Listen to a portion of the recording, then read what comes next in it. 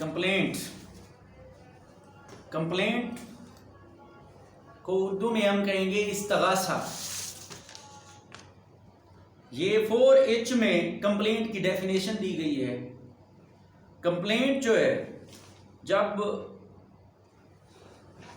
कोई जुर्म हो तो उस जुर्म के खिलाफ एक्शन लेने के लिए, या ऑफेंडर जो हैं या अक्यूज पर्सन हैं उनके खिलाफ एक्शन लेने के लिए दो तरीके हैं। फर्स्ट ऑफ ऑल आप FIR करवाएंगे। FIR, पुलिस FIR करेगी, तफ्तीश करेगी, तफ्तीश के बाद इंक्वायरी के बाद ट्रायल के बाद सजा जजा, और एक क्रिमिनल केस जो है वो फाइनलिटी को पहुंचता है। फिर अगर आप पुलिस के पास नहीं जाना चाहते या थाना कल्चर से डरते हैं तो उसका दूसरा हल कंप्लेंट है। आप पुलिस को शामिल ही ना करें, आप डायरेक्ट जो है इलाका मजिस्ट्रेट की कोर्ट में जाके कंप्लेंट दायर कर दें, या जिस कोर्ट की जुरिसडिक्शन होगी ऑफेंस के हवाले से उस कोर्ट में जाके आप इस्तगासा दायर कर दें और ऑफेंडर को सजा दिलवाएं। तो इस केस का जो ट्रायल है वो सेम ऐसे होता है जैसे चालान केस में होता है। फर्क सिर्फ इतना है कि वहां इस केस में इन्वेस्टिगेशन खत्म हो जाती है, पुलिस डिपार्टमेंट दरमियान से डिलीट हो जाती है। मजिस्ट्रेट देन कोर्ट, मजिस्ट्रेट जो है इस्तगासे की सरसरी एविडेंस लेती है, फिर इस्तगासे को एडमिट करती है, फिर उसके ऊपर इंक्वायरी करवा के फिर वो केस को आगे ले जाती है और फिर ट्रायल चलवाती है। और ट्रायल एक ही तरह का होता है जैसे चालान केस में ट्रायल हो और जिस तरह इस्तगासे का ट्रायल में कोई फर्क नहीं। लेकिन एक बंदा अगर पुलिस को अवॉइड करता है कि मैं पुलिस की रिश्वत नहीं दे सकता, या उनका एटीट्यूड अच्छा नहीं है, या वहां से उसको कोई हकरसी नहीं हो सकती, तो ना जाए उधर पुलिस में, वो सीधा आके मजिस्ट्रेट की कोर्ट में इस्तगासा दायर करे। तो अब इस्तगासा या कंप्लेंट का मतलब क्या है? तो कहते हैं कि complaint means the allegation. Complaint का मतलब है इल्जामात, made hourly are in writing. दो तरीके से आप बना सकते हैं, इल्जामात लगवा सकते हैं, या आप जबानी तौर पे मजिस्ट्रेट के पास चले जाएं, जी मेरी फलां दिन को वकूआ हुआ है, बकरी चोरी हो गई, पैसे चोरी हो गए, कत्ल हो गया, जो भी हुआ, या इन राइटिंग, या आप लिख के ले जाएंगे। ओरली भी हो सकता है और राइटिंग भी हो सकता है, टू अ मजिस्ट्रेट के पास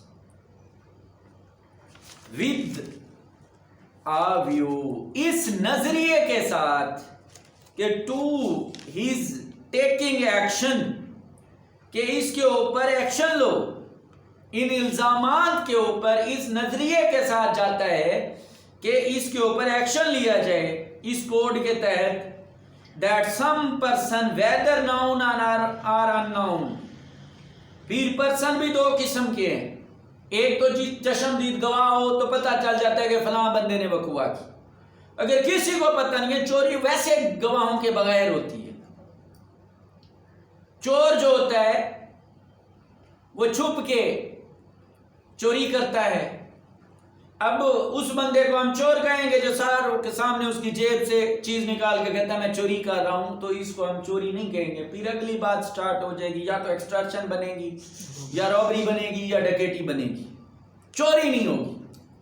तो इसलिए उसने कहा कि weather noun are unknown person, तो इस्तगासा उन पर्सन के खिलाफ भी हो सकता है जो जिनको हम जानते नहीं। जानते हैं तो फिर तो ठीक है, वो जो है कि that some person whether noun are noun, उन्होंने किया है कमिटेड एन ऑफेंस, उन्होंने जुर्म किया है। तो हम इस्तगासा दायर करेंगे मजिस्ट्रेट के पास, ओरली भी हो सकता है, रिटन भी हो सकता है। इस नजरिए के साथ होता है कि हम एक्शन लें उन बंदों के खिलाफ जो जिनको हम जानते हैं या नहीं भी जानते, उन्होंने किया क्या है, कमिटेड एन ऑफेंस, उन्होंने जुर्म किया है।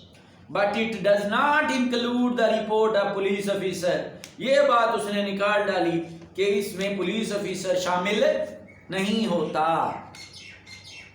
اس میں پولیس افیسر جو ہوگا وہ شامل نہیں ہوگا.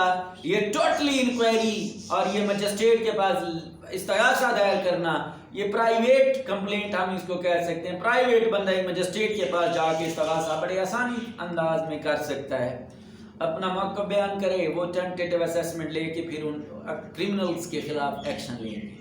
تو کرمنل لا کو ایکشن لینے کے دو طریقے ہیں، ایک F I R first information report کے تحت اور دوسری ہم کمپلینٹ کے تحت.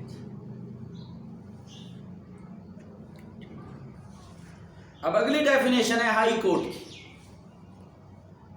ایچ جے میں. تو ہائی کورٹ کو یاد رکھنے کے لیے سیکشن 4، تو کورٹ میں جج بیٹھتا ہے اس لیے سیکشن 4 کلاس جے یاد رہ جائے گی.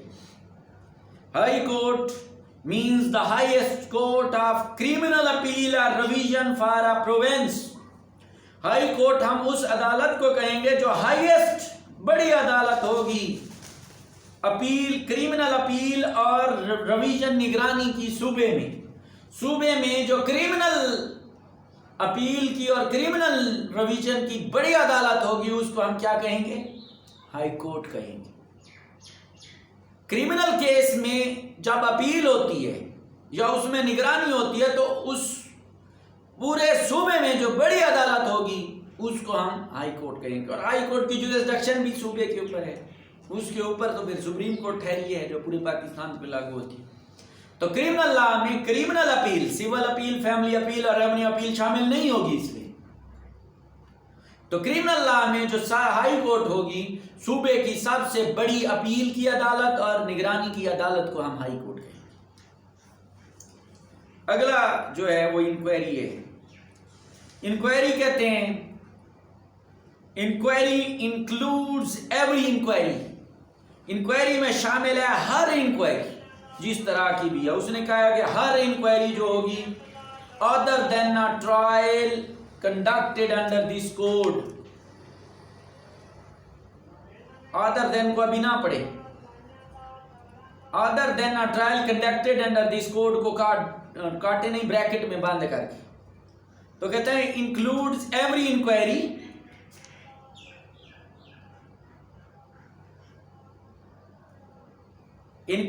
include every inquiry by a magistrate or a court.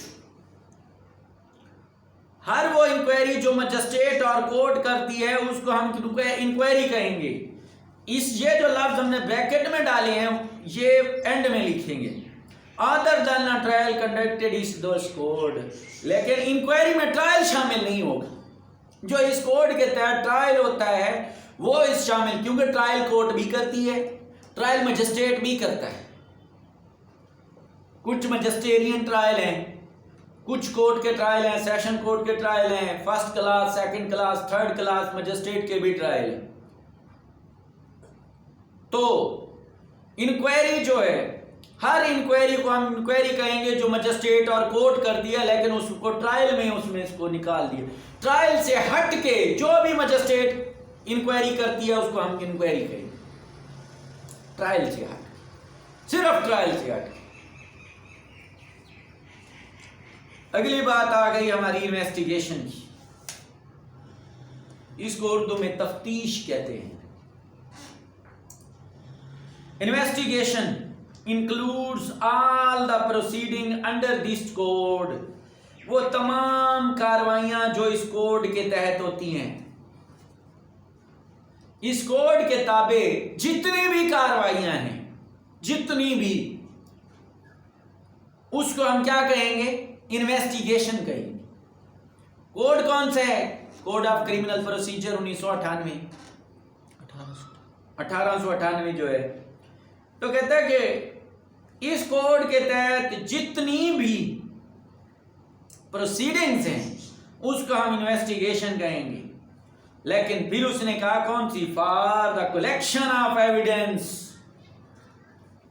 اور وہ پروسیڈنگ جو شہادت اکٹھی کرنے کے لیے ہوتی ہیں، اور وہ پروسیڈنگ کون کرے؟ Conducted by a police officer اور بائی ادر پرسن.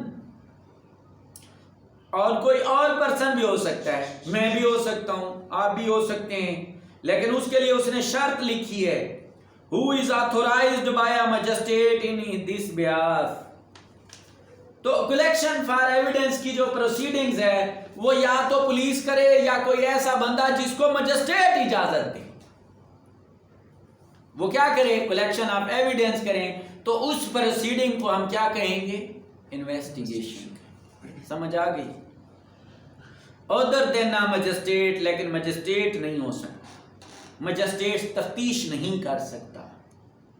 کوئی تھرڈ بندہ کا تفتیش کر سکتا ہے لیکن مجسٹریٹ نہیں کر سکتا، لیکن وہ تھرڈ بندہ مجسٹریٹ کے کہنے پہ تفتیش کر سکتا. سمجھ آئی نا؟ اب ایم پہ ہے جوڈیشل پروسیڈنگ. جوڈیشل پروسیڈنگ عدالتی کاروائیاں یا عدالتی کاروائی انکلوڈز اینی پروسیڈنگ، کہتے ہیں اس میں بھی شامل ہے اینی کوئی بھی proceeding in the course of which evidence is اور may be legally taken on oath. Oath حلف کو کہتے ہیں، اور حلف جو ہے صرف اور صرف مجاز ہوتی ہے، کورٹ ہی لیتی ہے، یا اعلیٰ برداری کی تقریریں ہوتی ہیں، یا جب کوئی ہائیسٹ آفیسز ہوتے ہیں اس کو جب کوئی بھی بندہ کیپچر کرتا ہے، کیپچر تو شاید نہیں کہیں گے، جب اس کو دیا جاتا ہے تو اس کو لینے سے پہلے اوتھ لیتے ہیں کہ تو اپنے عہدے کے ساتھ وفادار رہے گا، کرپشن نہیں کرے گا فلاں. اس کو ہم عدالتی کاروائی نہیں کہیں گے. لیکن ادھر اس نے کہا ہے کہ جوڈیشل پروسیڈنگ میں شامل ہے اینی پروسیڈنگ، کوئی بھی proceeding in the course of which evidence, اور وہ پروسیڈنگ جس میں ہم شہادت لیں، از اور may be legally taken on oath, کہ اور وہ شہادت جو ہم حلف کے اوپر لیں تو اس کو ہم کیا کہیں گے؟ Judicial proceeding. عدالت کی ہر وہ کاروائی جو جس میں ہم شہادت لیتے ہیں حلف کے اوپر، اس کاروائی کو ہم جوڈیشل پروسیڈنگ کہیں گے، ادروائز جوڈیشل پروسیڈنگ نہیں ہوگی. صرف وہی پروسیڈنگ جو جس میں ہم شہادت لیتے ہیں، اور شہادت بھی حلف کے اوپر، کیونکہ ہم جب شہادت لیتے ہیں تو پہلے اس کو قسم اٹھواتے ہیں کہ اللہ کا نام لے کر کہو، جو کچھ کہو گے سچ کہو گے، اگر جھوٹ بولو گے تو اللہ مجھ سے ناراض ہوگا. یہ ہوتا ہے حلف. اور ایسی پروسیڈنگ جس میں شہادت لینی ہو اور شہادت لینے سے پہلے ہم اس سے حلف اٹھوائیں تو اس کو ہم جوڈیشل پروسیڈنگ کہیں. اب این پہ ہے نان کوگنیزیبل اوفینس، ناقابل دست اندازی، ناقابل دست اندازی جرائم، کہ ایسا جرم جس میں اس کو ہم پکڑیں گے نہیں. دست ہاتھ کو کہتے ہیں، اندازی گریبان میں ڈال لیں، بازو پکڑ لیں. Non cognizable offence, non cognizable case. کل ہم نے کوگنیزیبل اوفینس اور کوگنیزیبل کیس پڑھا تھا، اسی طرح سے اب نان لگ گیا. تو جب نان کوگنیزیبل اوفینس لگتا ہے تو اس میں ہم کسی بھی جرم میں یا کسی بھی کیس میں جو نان کوگنیزیبل ہے، پولیس جو ہے مجسٹریٹ کے وارنٹ کے آرڈر کے بغیر گرفتار نہیں کر سکتی. کہتے ہیں naan کوگنیزیبل offense means an offense for and non cognizable case means a case in which a police officer may not arrest without warrant. کہ اگر ایک بندے نے جرم کیا اور جرم آتا ہے نان کوگنیزیبل offense میں، پولیس وہ آرام سے کھڑا ہے، پولیس اس کو گرفتار نہیں کرے گی.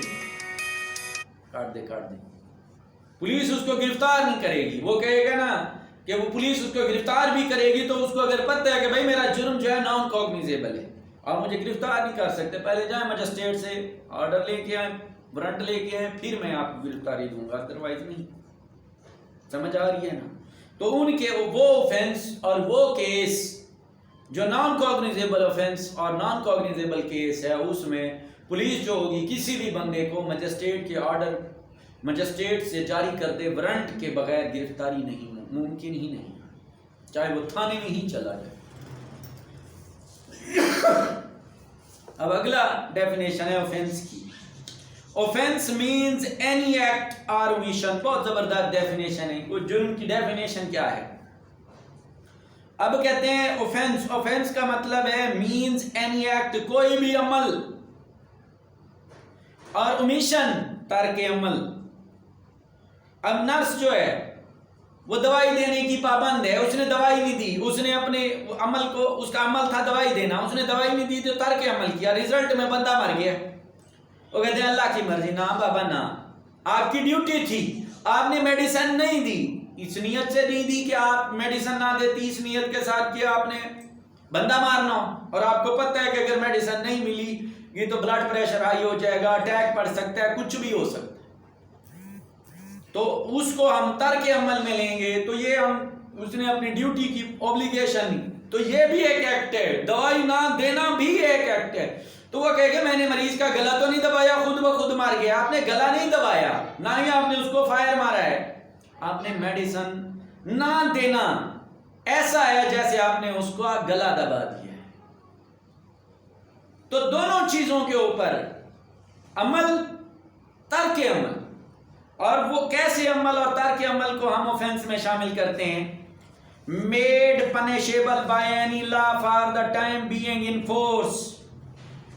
اور اس ملک میں وہ عمل اور وہ ترک عمل جو ہے اگر کوئی کرتا ہے تو اس کو سزاوار بنایا گیا، اس کے اوپر قانون بنا ہوا ہے.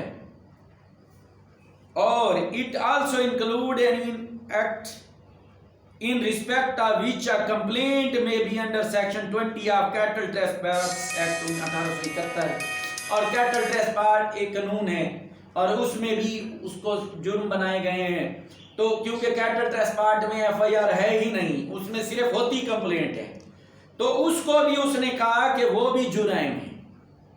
تو اب آپ نے دو چیزیں ذہن میں رکھنی ہیں اوفینس میں، کہ عمل اور ترک عمل، اور ہر اس عمل اور ترک عمل کے لیے سزا بھی دی گئی ہے اور جرم بھی بنا ہوا ہے، قانون بھی پاس آؤٹ ہے، اور اس کو منع کیا گیا ہے کہ نہ آپ نے ترک عمل کرنے نہ وہ عمل کرنے. زنا جرم ہے، چوری جرم ہے، قتل جرم ہے.